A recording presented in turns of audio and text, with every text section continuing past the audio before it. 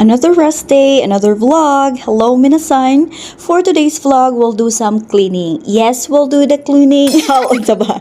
Kay rest day man sa first one, di sa ta magsigiglaag, no? Manglimpyo sa ta, oy. Una, tapuhan na to ang mga hinugasan para nasa tay kapuli. Murag siya gud dali kay kitag kapuli. Next is laundry check. Kung pwede na ba siya i-high-high. If pwede na, then go. Mang-high-high na ang person. After mang-high-high, matik. Wipe pa na sad ang washing machine para sa next user. Wow. Kinalasan, pwede na tamang labay og basura. Throwing garbage here in Japan is scheduled. Today's schedule is for pet bottles and cans only. So, ato sad i-segregate imong feelings para niya. Abi mo na kog basura. Make sure nga na itakob og plastic nga dili maapil og labay.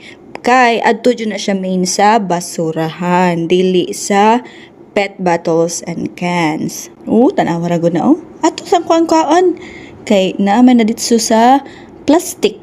Murag imong bakit?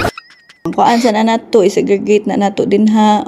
Putos-putos para di ta magliso di gabot sa gawas. Kay tako pa kay tas pa kay taglaktawon or baktason. Now, let's go outside. And again, elevator na sad ta kay hilason biya. Bisag naa jud sa third floor ang atong giabangan.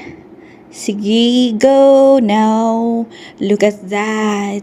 Again, it's snowing outside. Lisod jud siya maglabay o basura. Pero kaya nun kay schedule man. See? Ang mga basura din sa Japan, guys, kay gipang tabunan kay naay uwak. Iro nila din. Mo'y mamungkag sa basura segregated sad na. Cans only. Pet bottles only. Only in Japan. Wow.